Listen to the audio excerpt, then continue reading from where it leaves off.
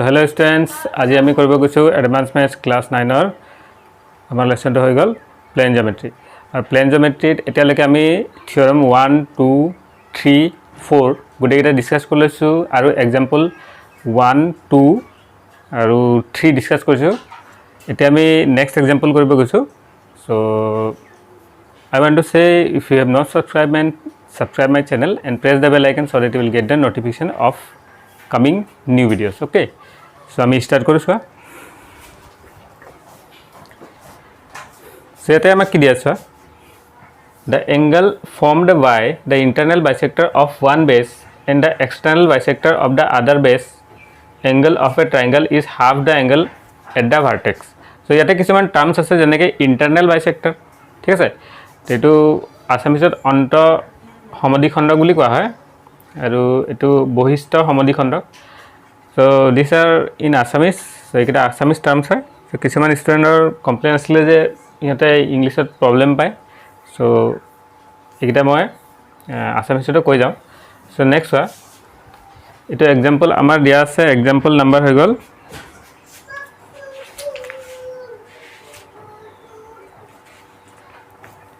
so example number 3 আছে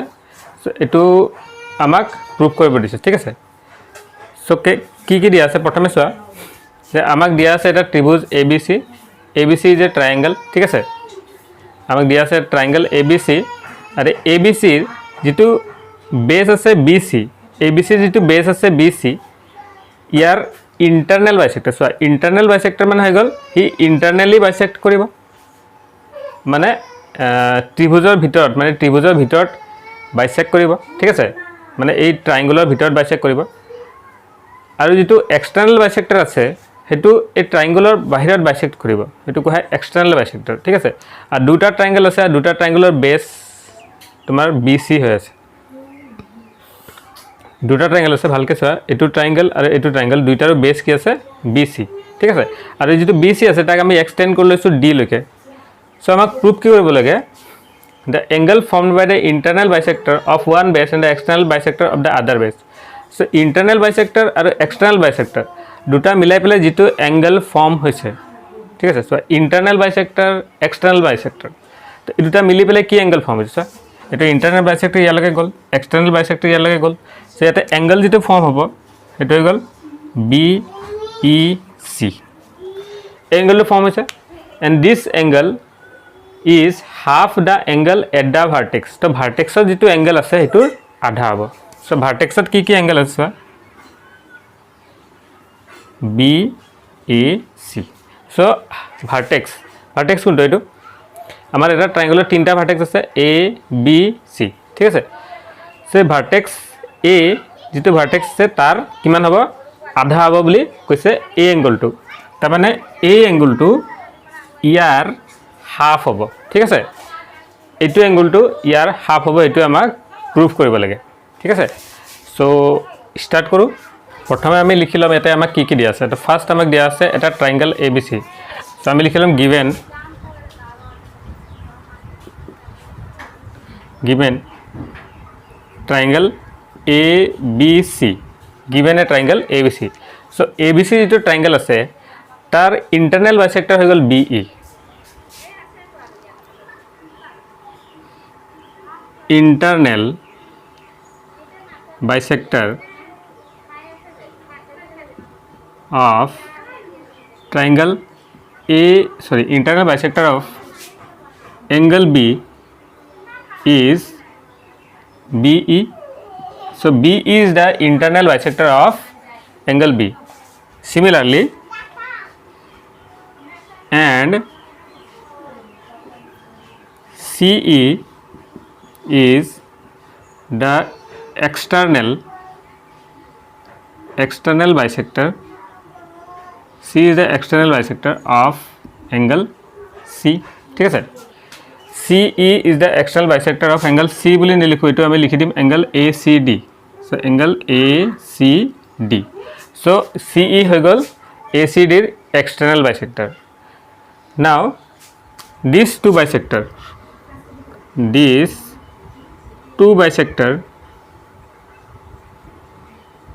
meet at a point E. So দুটা বাইসেক্টৰ কত লগ পাই আছে E পইণ্টত লগ পাই আছে ঠিক আছে তো আমাক এটো প্ৰুভ কৰিব আছে যেটো E পইণ্টৰ লগত যেটো এংগল ফৰ্ম হ'ব সেই এংগলটো এই যেটো ভাৰ্টেক্সৰ যেটো এংগল আছে তাৰ আধা হ'ব ওকে সো হাফ হ'ব এটা দুটা বাইসেক্টৰ এটো বাইসেক্টৰ এটো সমদ্বিখণ্ডক এটো সমদ্বিখণ্ডক দুটা কত লগ পাই আছে ইত লগ পাইছে means they are meeting at a point ই মানে ইহতে ই বিন্দুত লগ লাগিছে ঠিক আছে so we need to prove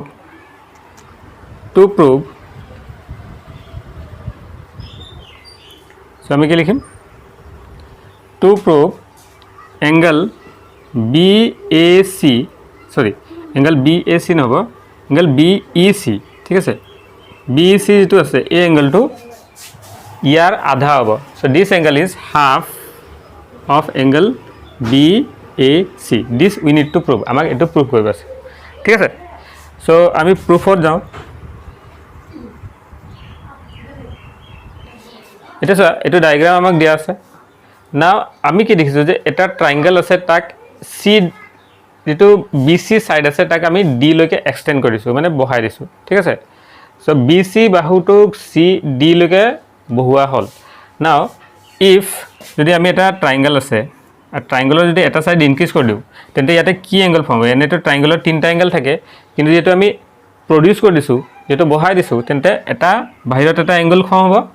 বহিষ্ঠ কোণ বা এক্সটেৰিয়ৰ এংগল ফৰ্ম হ'ব okay so we know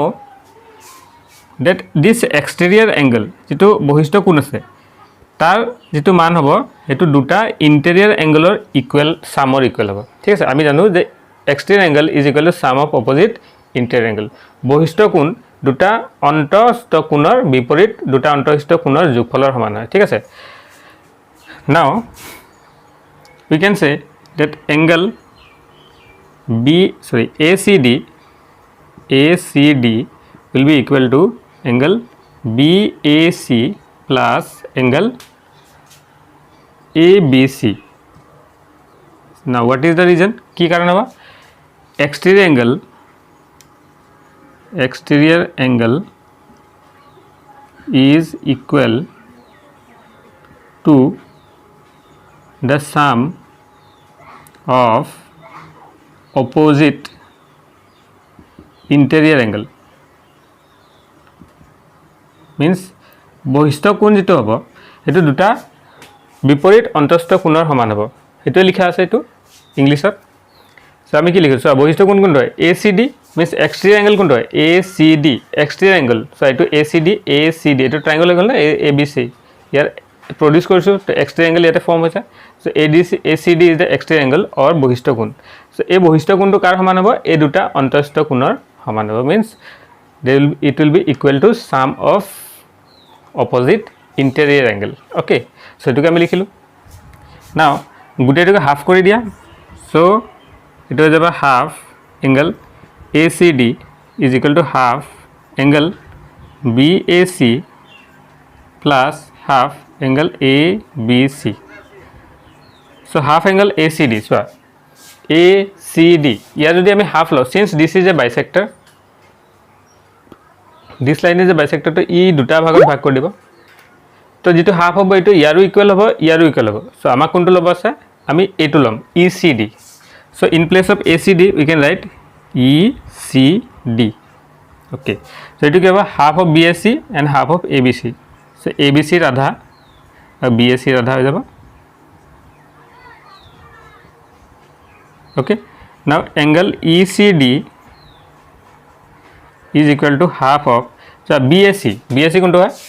BAC okay এটা আমি as it is ৰাখিলো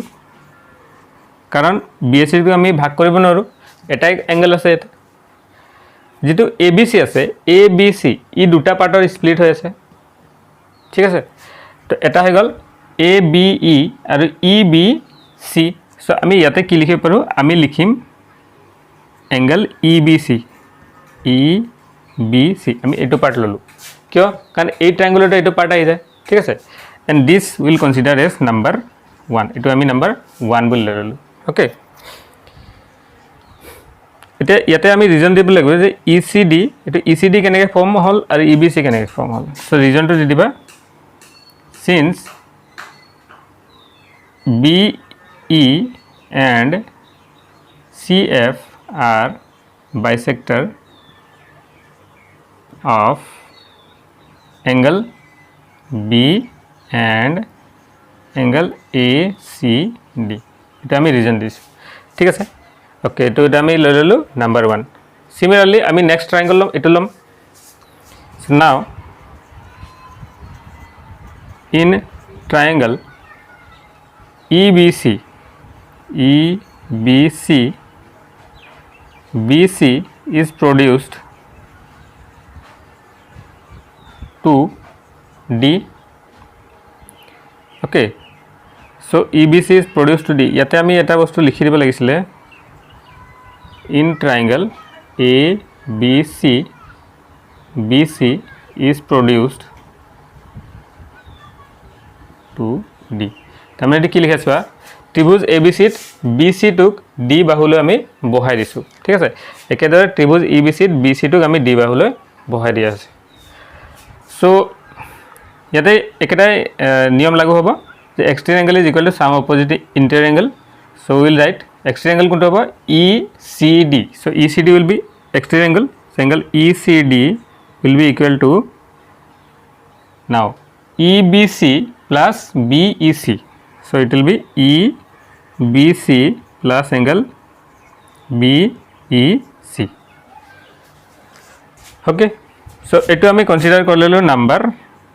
2 hisabe ঠিক আছে clear hall now from 1 and 2 sir the region to ki diba same eketa region exterior angle is equal to sum of opposite interior angle okay now from 1 and 2 so 1 and 2 এই দুটাৰ পৰা আমি কি পাম so two things are equal to same things then they will be equal to each other ইউক্লিডৰ তোমালোকৰ maths বুকৰ ইউক্লিডৰ যেটো lesson আছে ইন্ট্ৰোডাকশন টু ইউক্লিড জ্যামিতি তাৰ পৰা মই কৈছো ইউক্লিডৰ এক্সাম কি আছিল চোৱা যে if two things are equal to same thing then they will be equal to each other যদি দুটা বস্তু একেটাই বস্তুৰ সমান হয় তেন্তে ইহতে দুটাও কি হৈ যাব সমান হৈ যাব okay so from here we can say this two will be equal so ইয়াৰ পৰা আমি ক'ব পাৰো যে দুটা কি হৈ যাব equal so আমি লিখিম 1/2 angle BAC plus angle EBC will be equal to angle EBC plus angle BEC ইয়াৰ পৰা কি ক্যান্সেল কৰিব পাৰা দেখি আছে তোমালোকে এটো সেম আছে সো এই দুটা সেম আছে আমি ক্যান্সেল কৰিব পাৰো নাও এটা আমাৰ কি থাই গল so half angle BAC is equal to angle BE so half angle BAC is equal to angle BEC এটোকে সিধাকে লিখি দিয়া so this is এটা আমাৰ আহি গল hence proved okay so example 3 কৰিলো এটা next example এটা আমি গৈ আছো okay so hello students now we are with example number 4 আমি এটা example 4 কৰিব গৈছো so এটা কি দিয়া আছে চোৱা so B is the vertex of an isosceles triangle B এটা সমদ্বিবাহু ত্ৰিভুজৰ vertex হয় ঠিক আছে শীৰ্ষবিন্দু ABC ত্ৰিভুজৰ means triangle ABC and D and F are midpoint D আৰু F ইহতৰ মধ্যবিন্দু of BA and BC BA আৰু BC ৰ midpoint মানে মধ্যবিন্দু হৈ গল D আৰু E AC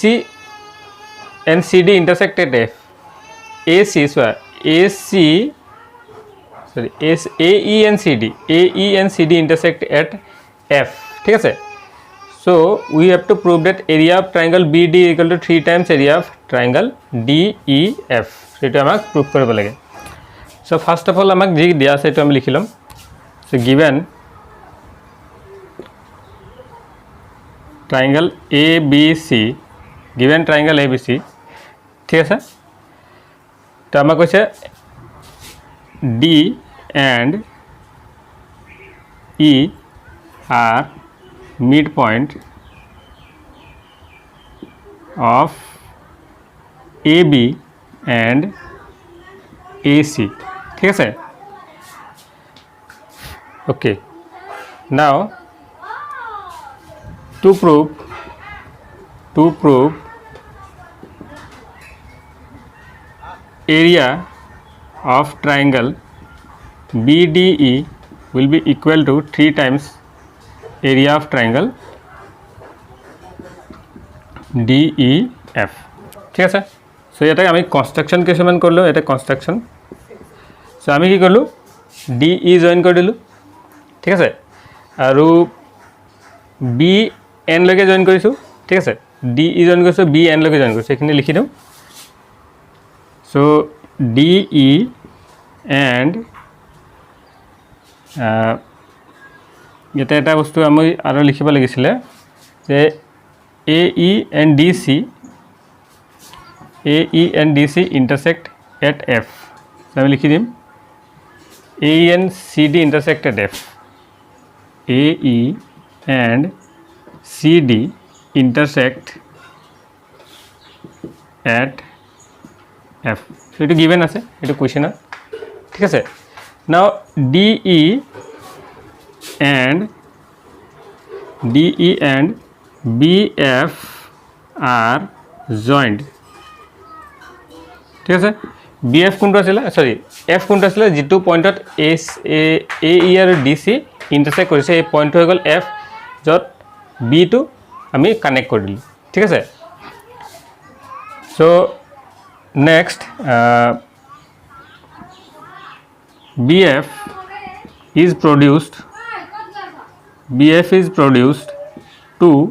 N such that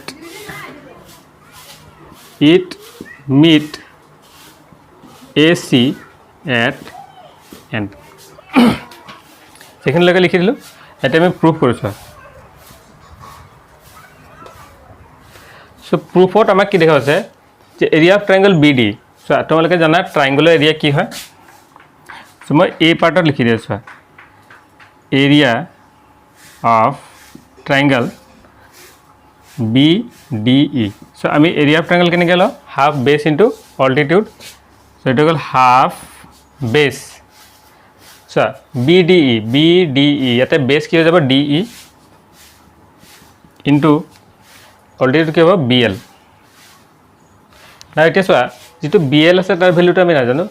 আৰু DE আমাৰ এটো হৈ গল ঠিক আছে তো এইটা আমি উলাবলৈ চাও নেক্সট এরিয়া অফ ট্রায়াঙ্গল আমার DEF দিয়া আছে so area of triangle DEF will be equal to 1/2 into DE into LF এসো দুটা যদি ইকুয়াল হৈ গল হয় তেন্তে এই দুটা আমাৰ এরিয়া মিলি যায় বাট ইয়াতে 3 আছে সো এতে 3 টো লিখি দিলবে 3 into ইয়াতে 3 মাল্টিপ্লাই এটা হ'ব 3 into 1/2 into D into LF ঠিক আছে সো এই দুটা পার্ট DE ইকুয়াল আছে হাফ হাফ ইকুয়াল আছে যদি BE আৰু LF আমাৰ ইকুয়াল যদি হৈ যায় তেন্তে এই দুটা ইকুয়াল হৈ যাব তেন্তে এই দুটা ইকুয়াল হৈ যাব ঠিক আছে সো প্ৰথমে এই পাৰ্ট কিটা ওলাও যে BL কি হ'ব আৰু LF ৰ ভ্যালুটো কি হ'ব ঠিক আছে সো ইয়াত চোৱা তাৰ কাৰণে আমি যেটো মিড পয়েন্ট দিয়া আছে এটা আমি ললো that E is the midpoint of BC and D is the midpoint of AB okay so আমি এনেকৈ লিখিম D and E are midpoint D and E are midpoint of AB and AC তো D আৰু E AB আৰু AC ৰ কি হয় mid point মানে মধ্যবিন্দু ঠিক আছে সো D আৰু E AB আৰু AC ৰ মধ্যবিন্দু বা মিড পয়েন্ট ঠিক আছে then the line joining the midpoint is parallel to the third side by midpoint theorem so ইয়াৰ পৰা আমি ক'ব পাৰো DE will be parallel to AC ঠিক আছে D will be parallel to AC so DE AC ৰ কি হৈ গল প্যাৰালাল হৈ গ'ল এটা চোৱা আমাক লাগে BL ঠিক আছে সো BL টোৰ কাৰণে আমি কি কৰো এটা ট্ৰায়াঙ্গল লৈ লৈছো BNC now in triangle BNC okay E is midpoint E to কি হয় midpoint হয় E is midpoint of BC E to কি হয় BC এর midpoint হয় ঠিক আছে BC এটা E to BC এর midpoint হয় এটা আমাক কোৱেশ্চনত দিয়া আছে নাও সি এই E পৰা আমি এটা লাইন ড্ৰ কৰিলো EL যেটো ইয়াৰ প্যাৰালাল আছে since D is parallel to AC then D এর মাঝে যদি এটা পয়েন্ট আমি লৈ ললো L সেইটো AC এর প্যারালাল হ'ব বা আমি কম তার এটা পার্ট NC এর প্যারালাল হ'ব so EL is parallel to NC okay এটো আমি গম পাইছো যে E এর মাঝে এটা আমি লাইন ড্ৰ কৰিছো যেটো সেকেন্ড লাইনৰ প্যারালাল আছে and by theorem this will bisect the third side so আমি ট্রায়াঙ্গল কি লৈছো BNC আর BNC যদি এই লাইনটো ইয়াৰ প্যাৰালাল হয় তেন্তে এই পয়েন্টটো কি কৰিব এই থাৰ্ড লাইনটো বাইসেক্ট কৰিব এটো আমি বেলেগ এটা ডায়াগ্ৰামত চাও যে মানি লোৱা এটো এটা ট্ৰায়াঙ্গল হয় আৰ ট্ৰায়াঙ্গলৰ ইয়াত এটা পয়েন্ট আছে যেটো এই লাইনটো মিড পয়েন্ট হয় তেন্তে এই লাইনটো যদি ইয়াৰ প্যাৰালাল হয় এই লাইনটো যদি ইয়াৰ প্যাৰালাল হয় আমি দেখাব পাৰো যে এই লাইনটো যদি ইয়াৰ প্যাৰালাল আমি দেখাব পাৰিছো তেন্তে এই পয়েন্টটো কি কৰিব এই লাইনটোক বাইসেক্ট কৰিব ঠিক আছে এটো আমাৰ এটা থিওৰাম আছে যে if midpoint if a line is parallel to another line then the line passing through midpoint bisect the third side okay so এটো আমি এনেকৈ লিখিব পাৰিছো in triangle BNC E is the midpoint of BC ঠিক আছে and EL parallel to NC EL is parallel to NC then what will happen that L bisect BN হৈ যাব ঠিক আছে এটো আমি কোনটো থিওৰাম এটা লিখিছো থিওৰামটো হৈ গল line drawn through midpoint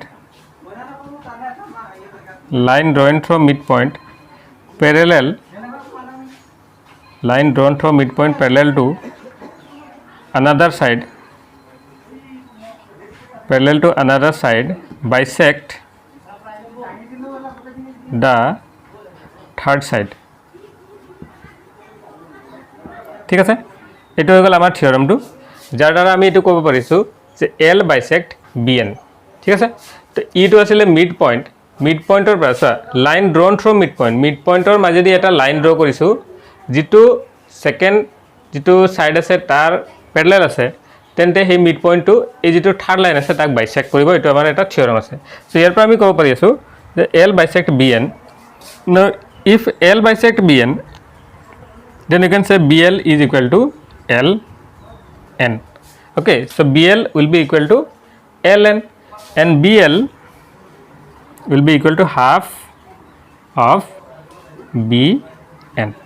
so BL to আমি কি লিখিব half of BN এটা চোৱা ইয়াতে BL এটো আমি ইয়াতে ইউজ কৰিব পাৰো এটো 1 লোৱা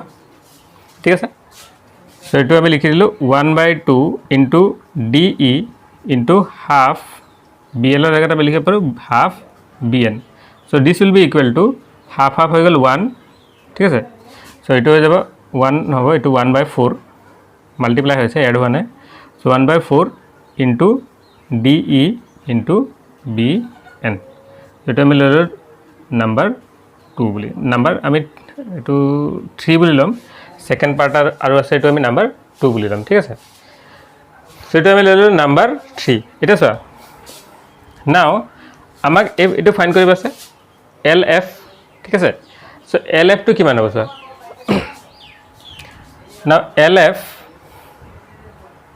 now LF is equal to কি লিখিব পাৰো LN মাইনাছ এন এফ ঠিক আছে L N minus N F আৰু L N is what B এনৰ আধা হয় চ' এইটো আমি লিখিব পাৰোঁ 1/2 বি এন ঠিক আছে আৰু আমাক ওলাব আছে এন এফ এতিয়া চোৱা এন এফটো কি হ'ব এইটো হৈ গ'ল মিডিয়ান এইটো হৈ গ'ল মিডিয়ান ঠিক আছে আৰু এইটো হৈ গ'ল তোমাৰ median they meet at a point means they are concurrent তেন্তে আমি কি পাইছিলোঁ তে এই গোটেই লাইনটোক 3:1 ৰেচিঅ'ত ডিভাইড হ'ব ঠিক আছে এই গোটেই লাইনটো 3:1 মানে B N is to F N কিমান হ'ব 3:1 চ' এফ এন কি হৈ যাব বি এনৰ 1/3 পাৰ্ট চ' এইটো হৈ যাব 1/3 এংগল সৰি সাইড বি এন চ' ইয়াৰ পৰা আমি ক'ব পাৰোঁ চোৱা এইটো আমি ক'ৰ পৰা লিখিছোঁ এইটো আমাৰ যিটো থিয়ৰম আছিলে মিডিয়ান অফ এ ট্ৰাইংগলছ আৰ কনকাৰেণ্ট তাৰ পৰা আমি লিখিছোঁ চ' ইয়াৰ পৰা আমাৰ এইটো আহি যাব এল চি এম ল'লে আমাৰ 1/6 এইটো হৈ যাব বি এন এইটো আমি লৈ ল'লোঁ নাম্বাৰ 2 এইটো ইয়াতে পুট কৰি দিয়া চ' ইয়াতে আমাৰ আহি যাব 3/2 into D E into L এফৰ জেগাত আমি কি লিখিব পাৰোঁ 1/6 বি এন ঠিক আছে তো এইটো কেনচেল কৰি দিয়া 2 টাইমছ সেইটো আমাৰ হৈ যাব